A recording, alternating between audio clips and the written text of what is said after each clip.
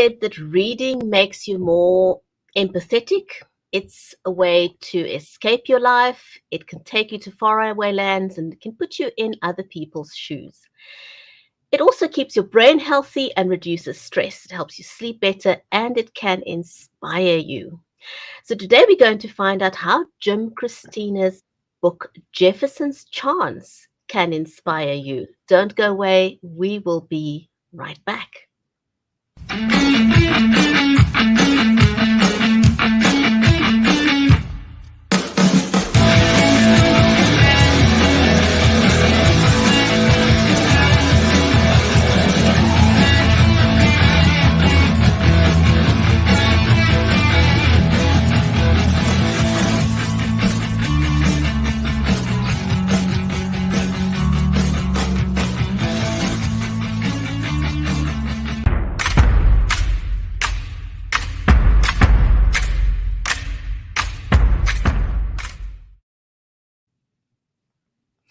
If you're just joining us, welcome to the Writer's Corner live show.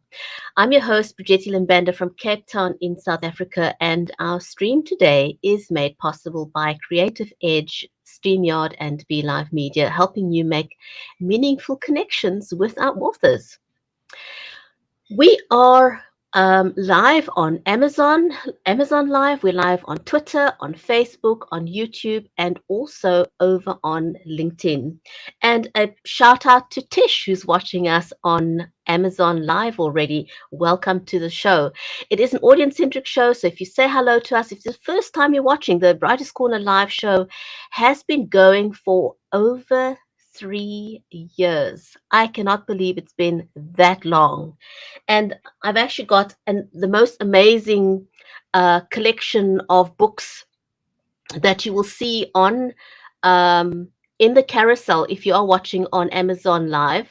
The very first book is our interview for today, Jefferson's Chance by Jim Christina. But 3 years, you rack up so many interviews with authors. And so if you just scroll through the carousel, if you are watching us on Amazon Live, you will see a great selection of books. And many of these authors have been on the show before.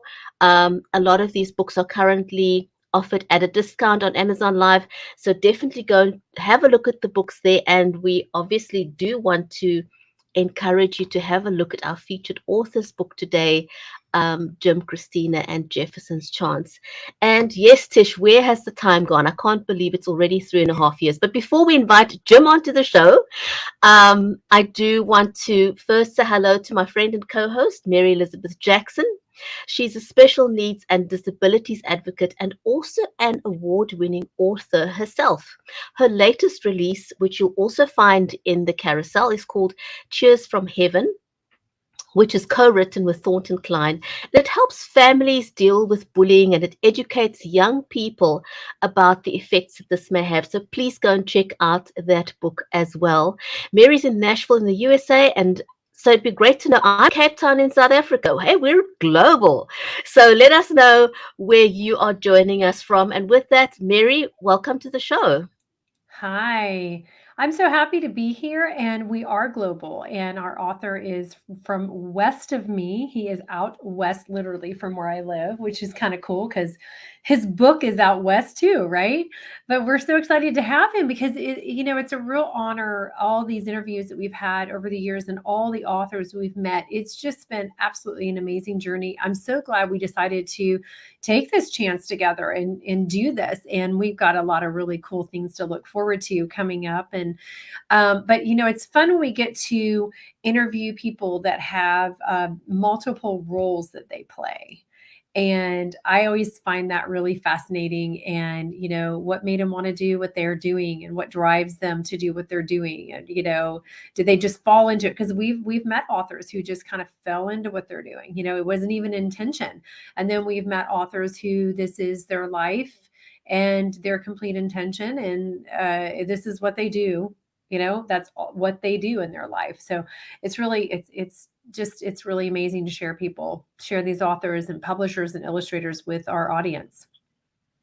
Absolutely. And Jim Christina is no exception. He sure is a man with many hats. He's an author, a publisher, a musician, a playwright, poet, and a generally all-round nice guy. So shall we invite him onto the show?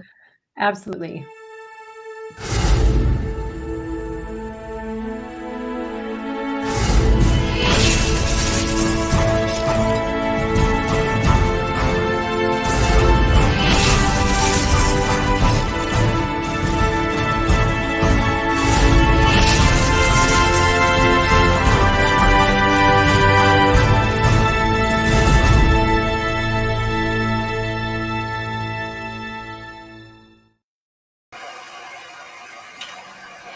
Jim, Hi. welcome. So Hi, please Jim. take the floor. Hello, ladies. Buongiorno. Buongiorno. How are you? I'm so excited because everyone, this is my publisher. I'm so I am excited. good. I am good. I'm alive and kicking. And as I told Brigetti before the show started, This is very early for me, but well, not real early, but it's the earliest interview I think I've ever had.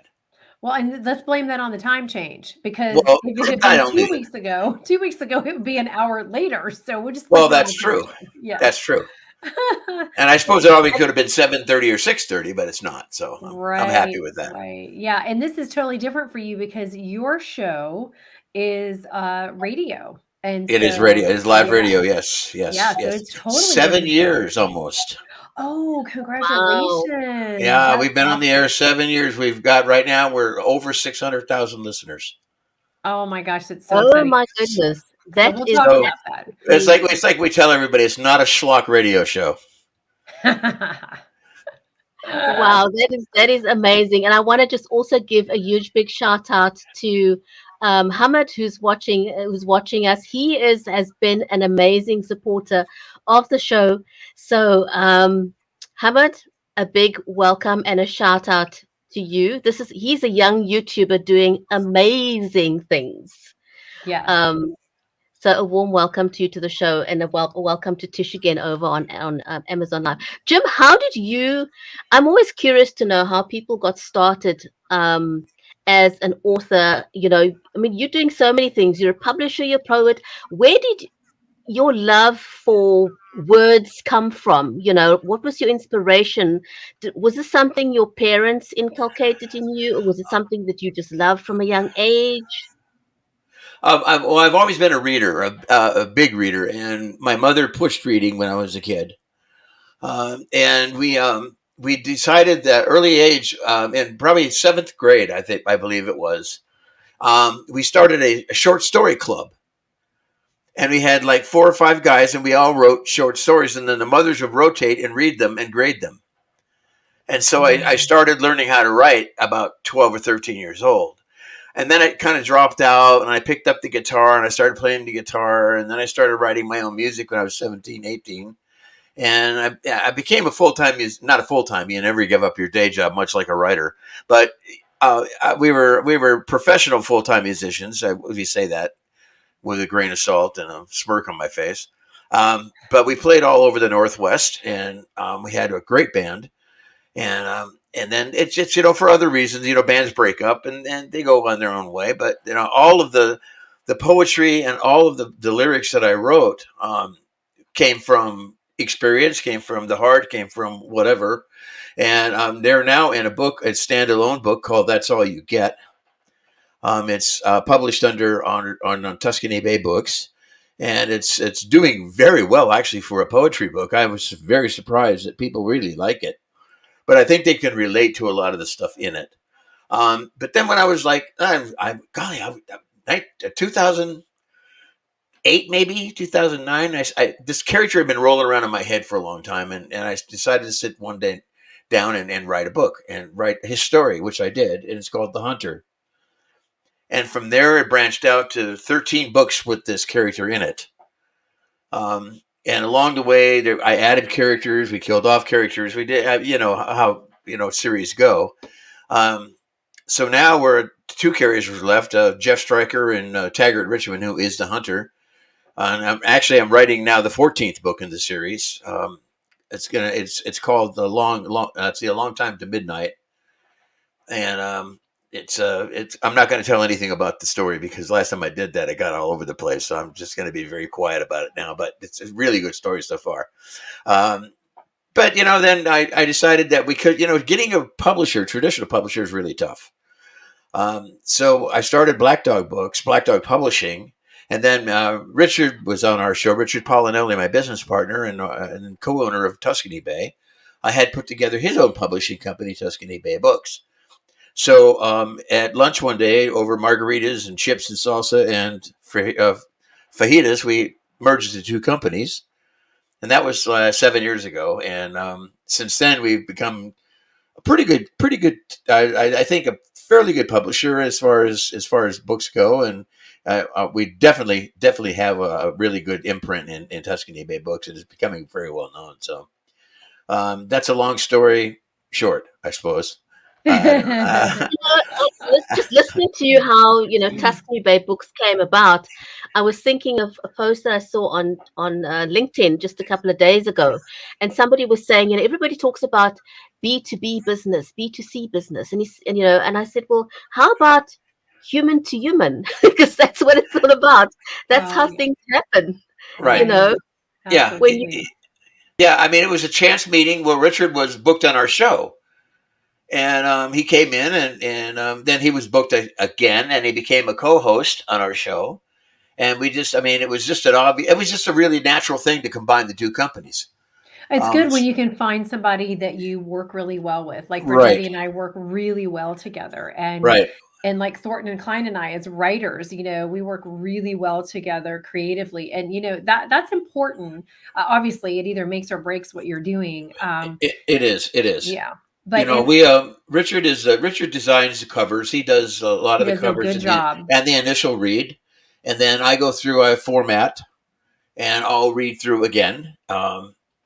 Normally, I don't read through for editing the first time, only because, especially when somebody said, "Well, the book's been edited." Okay, but that's not always the case, and so we catch a lot of stuff, and the authors go back and they catch a lot of stuff, and that's why it's not a 2-week process. And getting a book out is months long, and a lot of writers don't get that. They think they're going to cha-ching in their pocket, within 2 weeks of writing the book, and if they give up their day job and expect they're going to make money writing, good luck with that. Right. Unless you're John Sanford. Right. You can't go into it for that reason. You have to go into it for the love of it. Right. And and I will say my experience and Thornton's experience with you and Richard has been just top. We have a great relationship.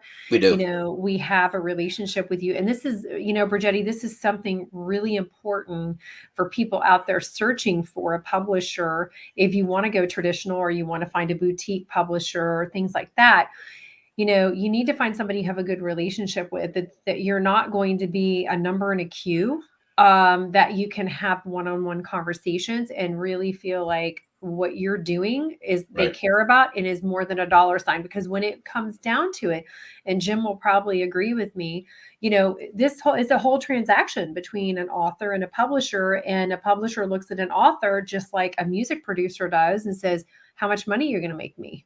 Or are you going to be more than a one-hit wonder? Or do you have a series in you or more than one book? And that's the reality harshness of the business, but it's also something you need to be aware of, and don't go in like what Jim's talking about with, I'm going to write a book and 2 weeks later, I'm going to have some royalty check and can sit around and eat bonbons or travel or do whatever I want. It doesn't work like that. It's a totally different thing. And it is a super long process. So you do want to have a good working relationship with your publisher. It really helps, because there is a lot of creative banter that goes back and forth, and suggestions and things that maybe somebody doesn't really like, and then you got to learn how to compromise. And it's a good lesson to teach you how to work with other people and be able to, make that work. But I want you to touch on, the radio show that you do, because, Brigetti introduced you, and we know you have all these hats, but the next hat that you wear is, you have a radio show. That you talk show host for 7 years. Right. It's a show we do on LA Talk Radio Live every Thursday at 6 p.m. Pacific. We talk to authors of all kinds.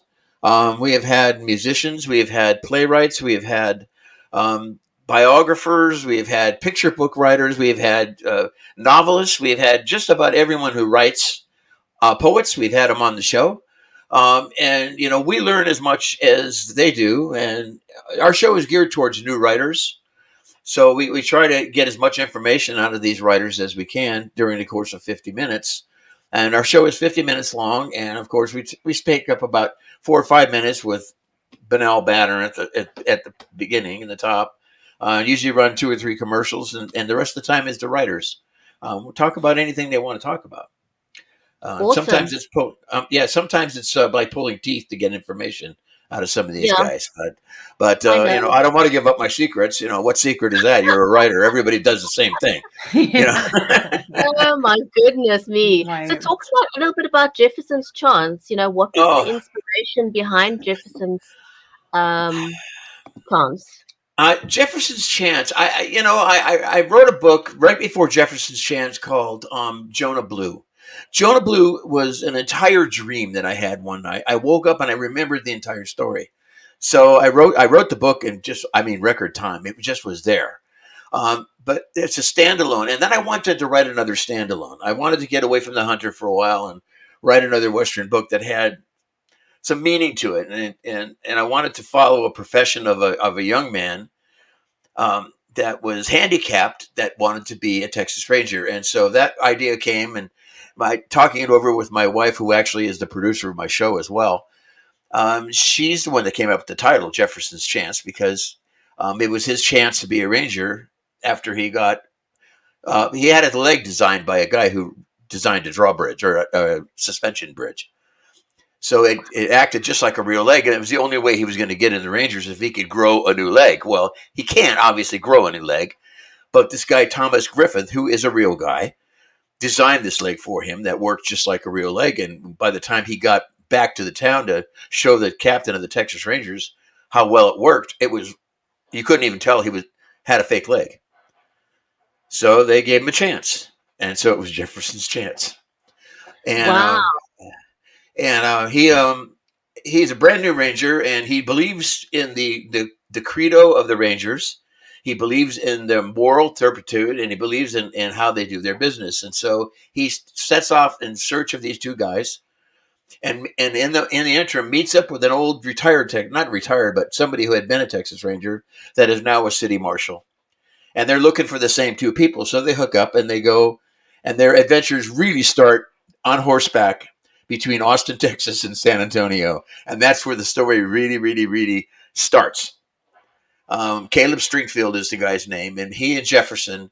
Um, Caleb is reluctant to go. Caleb's had his time in the Rangers. He just doesn't really want to do it anymore.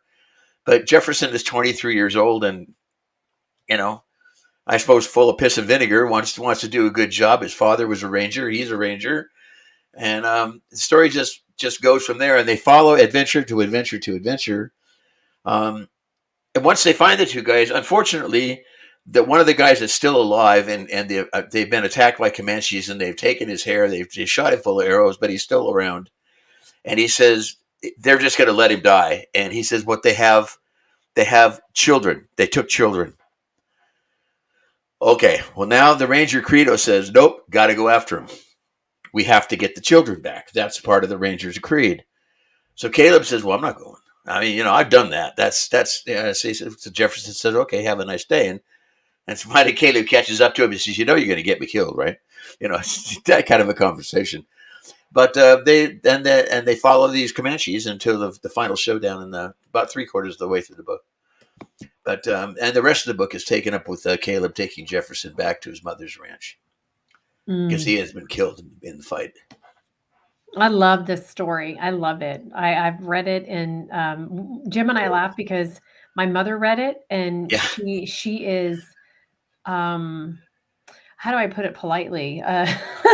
She is just a real critic of books. She's read so many books in her life. She has done some editing work. She's doing some editing work now. And she found one typo in all of Jim's book. She was just so excited about that. And his book is absolutely one of her favorites. And she has read I can't even tell you how many books my mother has read. She is a very avid reader and a snob about books and the correct English pronunciation and edits and where things should be, punctuations and everything. So yeah, she's a big fan of Jim's. So I think we'd love for you to read for us, wouldn't we, Brigetti? There's a couple of spots in here that I think would be appropriate. There is, of course, the opening page, but there's also the completion of the fight with the Comanches, and that is that's pretty tough. That's a hard thing to do. So I think I'll go back to the first part of the page. But this is the prologue. I'm sorry. That'll be great. Yeah, this is the prologue. It's only going to be I'll just do like a page and a half, and then we're done. This is the prologue to Jefferson's Chance. The boy lay perfectly still as the doctor fidgeted with his right leg. The rattlesnake bite had ravaged his lower leg and become septic with the poison. As the doctor felt around the ruined flesh, he stole looks at the boy's mother, standing somewhat behind and wringing a piece of towel torn from his visit. The medical certainties of a snake bite were extremely limited in 1863, even after his mother sucking out a good deal of the poison. The doctor at this juncture had not many options but to allow the bite to become gangrenous, quickly affecting the other leg, promoting certain death, or to remove the leg about 4 inches down from the knee. It was a terrible decision for any family to make, especially this one, having lost his father lost the father and husband only 3 months before. Standing back from the boy, knowing the laudanum was going to wear off very soon, the doctor presented the mother with the option. He saw right then, I ain't saying it's a cure-all, but I'm telling you, I don't take that leg and soon that boy's going to suffer something terrible before he dies from the poison in his system. Sobbing softly, the mother sat heavily in a chair pulled from the heavy oaken table at the far end of the room. He got a chance to take the leg, she asked quietly. Better than if he don't, replied the doctor. I do this, I'm going to need your help with the boy. Meaning? You're going to have to hold him. Oh, I'm going to give him something, but it ain't going to be enough so as he don't feel, said the doctor. It's purely simple to you, doctor. Simple enough to take my boy's leg, but it ain't that purely simple to me, said the mother, rising from her chair and walking to the pallet in the middle of the room. Taking a deep breath, she looked at the doctor. Well, if we're to get this done, I expect we best get into it. And that's the first page and a half of the book. And I when I was writing that, I couldn't imagine being 10 years old and losing half a leg to a snake bite. No, so, not at all. I mean, at that age, you want to be running around, skipping and jumping and doing stuff and playing sports with friends, and just the whole prospect of losing all of that, and then there's the huge recovery process after. It's a big deal, it's a big deal. It is a big deal. Any age, but for a boy, wow. I wanted to show the opening of the angst of his mother, having just lost her husband. Now if she doesn't do anything, if she doesn't take this leg, her boy is going to die. And that's just the bottom line of it. So that's a decision that she has to make. And like the doctor says, if you don't, he's going to suffer something terrible before he dies of the poison. Yeah, it's really sad. An awful decision for a mother, to have to make such a life-altering decision. Right. Well, I know in South Africa, you guys have some pretty nasty snakes too. We do. Yes, we do. And not my favorite thing. I must be brutally honest. I'm scared of snakes. Snakes and rats and mice are not my favorite things in life. Oh, not my I hate animals. I hate snakes. When a real quick story. When I was in Vietnam, I was the First and Ninth Cavalry. I was what they call the cavalry of blues. We were the combat squadron out of a helicopter company. And we were pulling in over some elephant grass one day to jump out of the bird. And I looked down, and there was this king cobra sticking up over the top of the grass looking around. Now, this grass was 8 feet tall. So how big do you figure that snake was? Big. I wouldn't get out of the helicopter. I said, no, I'm not getting out. Could you just shoot it? I mean, was there? Well, somebody did finally. Oh, but, okay. They travel in pairs. They have, they mate, and they mate for life. Yeah. And so where he was or she was, the mate wasn't far behind. Well, somebody else found that too. But the thing is, A snake that big? Holy crap! Yeah, I'd be eating you for lunch I and mean, dinner bigger and than me. whatever. Yeah.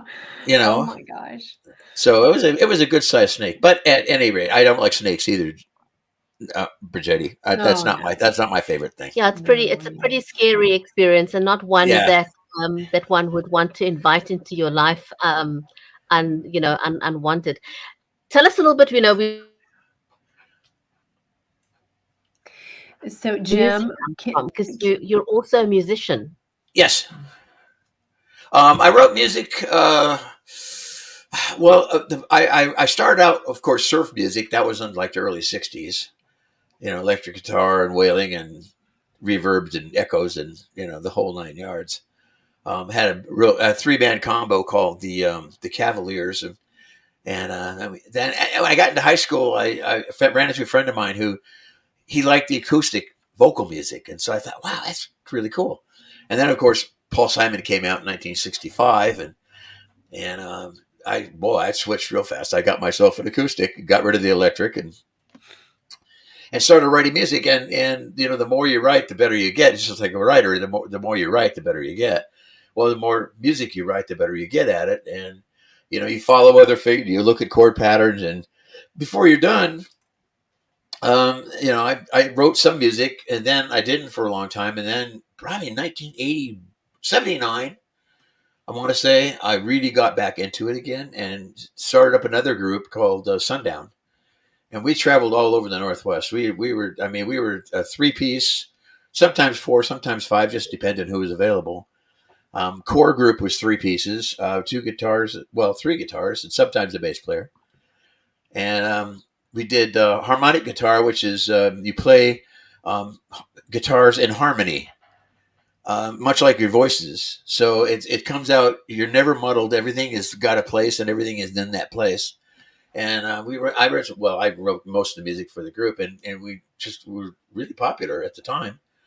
Of course, then everything goes away. The vocal acoustic music goes away, and now it's rap or hip hop or whatever they're calling it. But Yeah. I did that for a number of years, and then I did a solo for a number of years, and a friend of mine, he and I played together for a long time. He's now a musician in Wisconsin. He's got several albums out. He's the guy is phenomenal.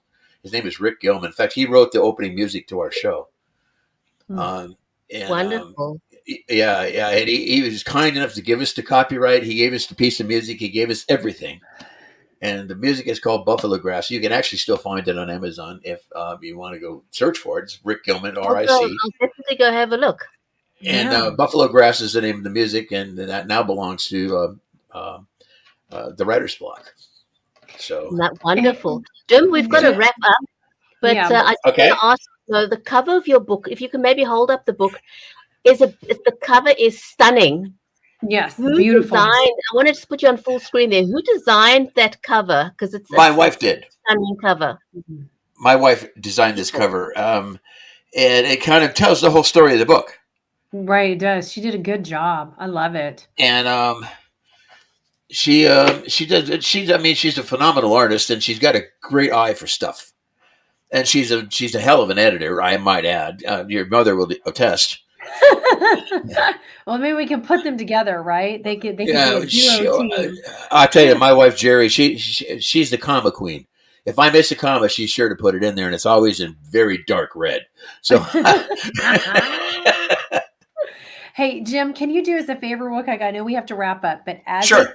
publisher, can you Uh give one tip to folks who want to find a publisher, who are searching, how to write a really great book and submit it? I know that's a whole show right there, but Right. if you could give like one tip. If you want to submit a story for publishing, you have to go through the same thing as you'd have to do with the big publisher with Tuscany Bay. You have to submit a manuscript. There's a submission page on our website, TuscanyBayBooks.com. You can go in there, you can fill that out, and we tell you what to send us. Don't send us the entire book. I don't want the entire book. I want to read the first 2 or 3 chapters. And we'll see if it's going to be something we're going to be interested in. And we're not interested in everything. So Right. it's going to depend. But if you're looking for a boutique, I think we're your publisher. I think, honestly, I think that we're your people. Right. Yep. I mean, I'll be pat myself in the back. Yeah, pat yourself in the back. I'll I join did.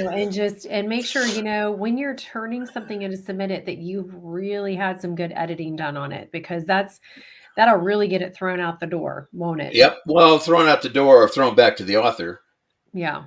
I've done. We're working on 3, 4, 5 books right now.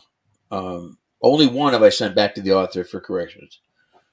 But he's a brand new writer, so he needs to learn. And I gave him hints in his emails and stuff, so he's picking it up. But he's good. He's good. He's an ex-soldier, and he's disabled, so he's trying writing. So I figured, what the hell? Why not help him out? Right. And thank you for your service. I meant to tell you that. We just got done with Veterans Day this last week, so thank you very much for your service. You're welcome. Well, it's just amazing to have spoken to you, and congratulations on this book. It's a beautiful book, it's a beautiful story. It is a good story. It is a good story, and your kudos to your wife for having done a great job on the editing there. Oh, thank you. I'll let her know. And real quick, I don't want to take up any more of your time. So, Jim, thank you so much. Oh, wait. Jonah Blue is available. Is being used in colleges right now in their history courses. It's about mountain men. So if you're interested in reading Jonah Blue, it's about mountain men, and it takes a young boy and takes him from mountain man to a guide of discovery, and then into a rancher in Montana. So it covers 30 years of his life. Well, what I've done is,